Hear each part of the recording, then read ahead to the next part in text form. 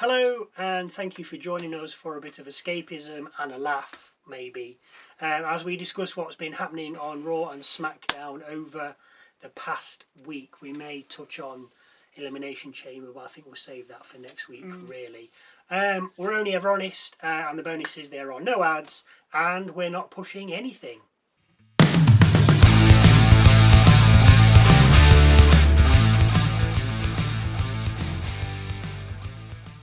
Hello, I'm Michael. I'm Sally, and let's start with last week's SmackDown, like we usually do.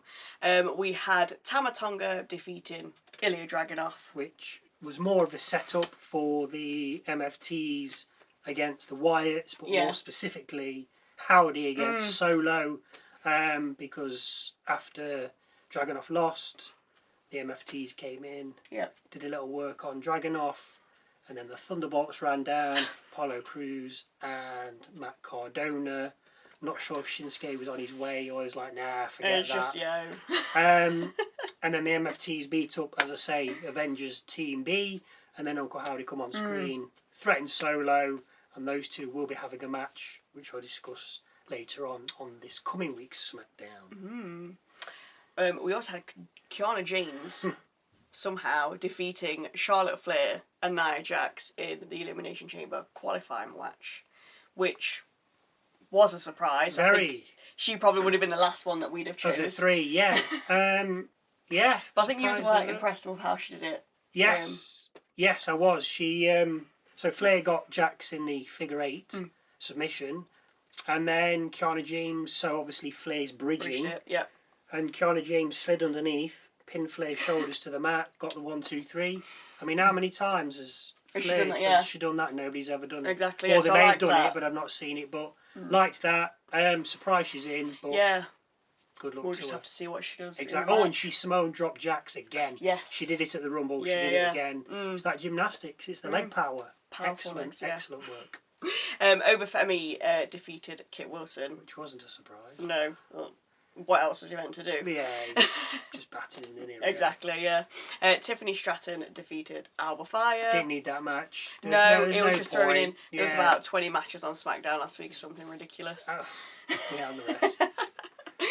Trick Williams defeated Carmelo Hayes and Damian Priest in the men's elimination qualifying match. Yeah, I don't know what they're doing with Priest. No. He's too good just to sideline. Yeah. And you didn't need Trick to win.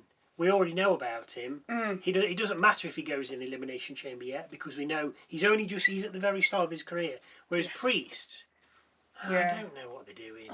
Just get him in. Just get him in. Yeah. Anyway, we had Rhea Ripley versus Giulia, which ended in a no contest after Nia Jax and Lash Legend got involved, which also led us to learning of Jackson Legend's new name, the Irresistible Forces.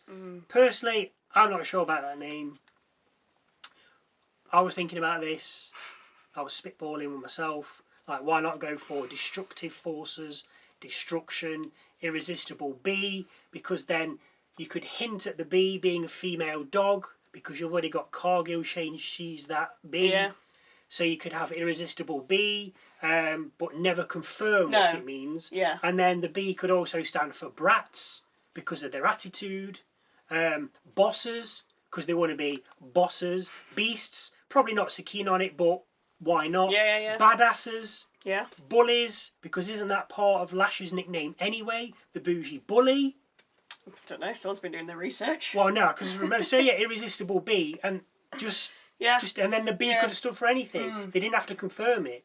But Irresistible Forces. That was just That's Jax's nickname. The Irresistible Force. Yeah. With an S on the end. Yeah. Great thinking, guys.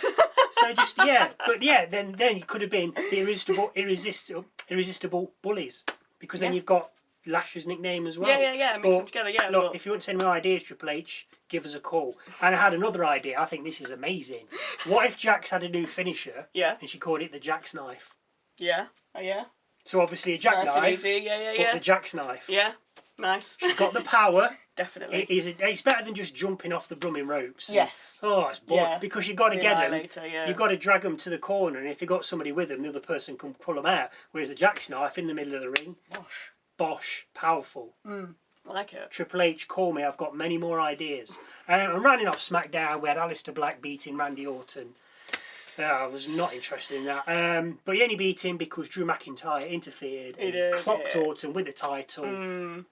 Wiped him out, back in the ring. Black finished him off with Black Mass? Yes. Probably. And that was it. I mean, Drew ran off into the crowd. Rhodes came out to help. But it didn't matter because he was gone. Yeah.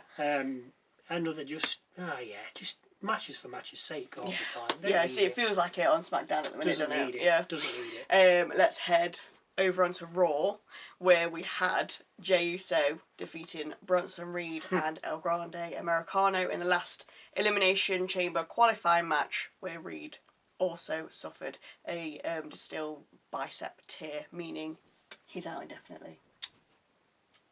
Which is not good for the Vision. Because you've got Breaker out, you've got Reed out. I mean, Seth was out anyway, weren't he? Seth was out and he was part of the Vision. Yeah. It's like the cursed. So now you've only got Theory and Logan Paul left. I mean, I know Heyman's there, but... He's been hanging around with Brock. He has been hanging around with Brock. So he's busy. But what, like... I don't know. What other... I was discussing this in the Raw review from this week. What do the Vision do? Is there a plan B backstage to be like, right, the Vision are going down like flies here. We need another plan. Is this going to scupper things further down? Because I don't think, for me, as I've said before, Punk is just a placeholder. If it wasn't for Seth being injured... Yeah, he'd probably still have the belt, yeah. He would probably still have the title. Yeah. And Punk... So therefore, for me, Punk is a placeholder. The problem is, if Breaker was going to somehow get into the main event at Mania, or do something, I don't know what, or even win the Elimination Chamber, whether he was going to be in it or not, and the idea was to offload the title to Breaker, what do you do now? I mean, I don't know. Obviously, Reigns won anyway. Yeah. But is Punk just going to keep holding it? Because they've got nobody else. Yeah. Because I don't think Reigns will take the title. No, he's not in it. He's not in it enough. I don't think he'll. Really, I don't think he'll. He's just there to bring in numbers now. It's a bit like Lesnar. Yeah. He's not.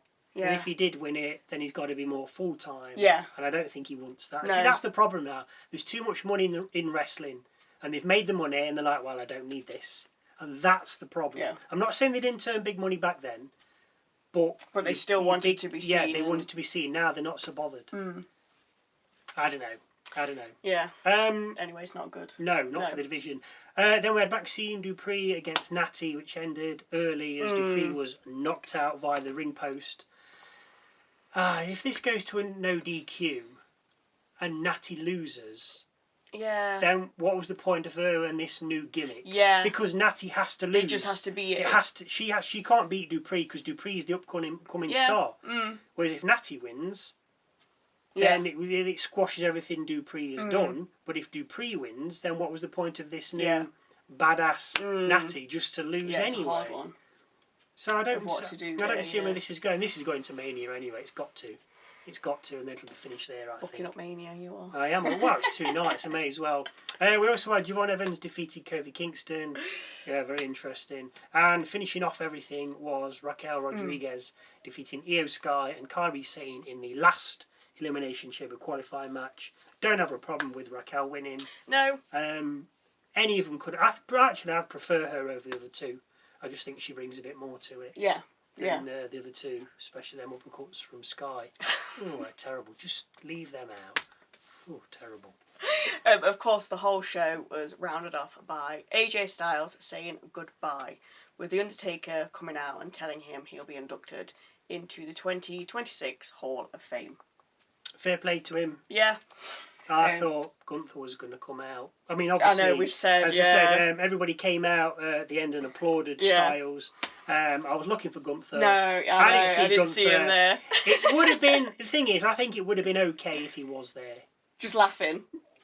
It didn't even have to be clapping. It could just be ha ha ha. It could have just been, it would have been, just to see him there. It doesn't matter. Just get out of there. Laugh at him and be done with it. Yeah. I don't know. It's just funny. And I think Undertaker tried to kind of make out he was going to ask for another match as well. Oh, yeah. Didn't he? Yeah, but we've got some unfinished business. Yeah. And we're like, what? Both coming out of retirement, getting their Excuse WrestleMania figures in. Two other things I wanted to touch on. First one, Liv Morgan picked Stephanie Vaquer. Yes. That was obvious.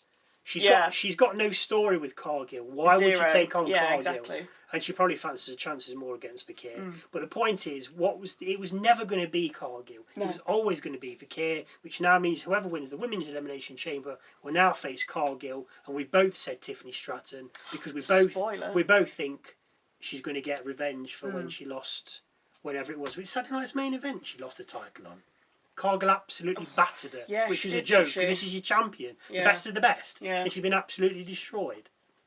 I know. Ridiculous. Yeah. And then obviously we also had Brock Lesnar coming out, just inserting himself into Mania and saying, right, come at me, open challenge. Heyman's basically said open challenge, somebody wants to step up. Yeah. So that means that somebody from the Elimination Chamber that doesn't go to Mania, or Jey Uso, because he'll be defending his tags at Mania, he's got to be. Yeah. One of the other 4, or the 5, because we think Rhodes will go to Mania, don't we? Think he'll win Elimination Chamber. Will take on Gunther. Will take on Lesnar, but I think it'll be Gunther that will step up, as I said to you. Yeah. Because Orton could step up just to be at another Mania. Yeah, especially if... LA Knight could, but what's LA Knight's beef with Lesnar? He hasn't. Lesnar could potentially retire this year. Yeah, I don't think we need him, do we? We don't need Lesnar at all. He doesn't really come in and do anything. He doesn't bring anything. Exactly. I don't feel. There's people that still like everybody's him. got the fans. I've never been that bothered Everybody's about got the fans. No, you can't say that. But yeah, if it was going against Gunther, it would have to turn into a retirement match again. For another one and retire him. Oh, that'd be amazing. With a little checklist. Yeah. Who's next? Yeah. Who's retiring next? Should we go on to SmackDown? Yes, What's for this coming? week. Yeah, are you finished? Yes. Cool. We're going to see Over Femi take on The Miz. So he's gone from one jobber to another jobber. At least Miz will give him a bit of a fight this time. Yes, yeah, we might have a bit of back and Kit forth. Wilson and War Raiders absolutely destroyed them. Oh, yeah. So Miz, good luck. I'm looking forward to Uncle Howdy versus Solo. Yeah. Solo has decided to take on Howdy, but for me this feels like a Mania match. Yeah, it's bigger than because just it's the two heads of the families could be going at it, and then it could finish. But if Howdy wins, he gets the lantern back. Then what? That's it. They're just fighting over a lantern. Go buy another one. No, but maybe it won't finish. Maybe it won't be a clean finish. Something has to happen, and it will go to Mania. Yeah, I don't know. It's bigger than just a SmackDown. For me, it feels like it anyway. Yeah. Anyway, then we've got your favourite, Jordan Grace, taking on Candice LeRae. Yeah, excited for that. Can't wait for that one. And we have Rhea Ripley and Io Sky taking on the Irresistible Forces, Nia Jax and Lash Legend, for the WWE Women's Tag Team Championship. And I'm thinking the Forces are going to win because they've given them a name.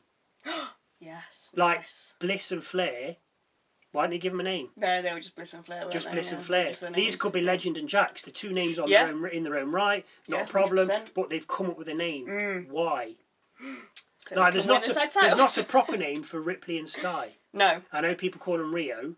Yes. But there isn't a proper name for them. No, why give these two a name? I think because they'll take the titles.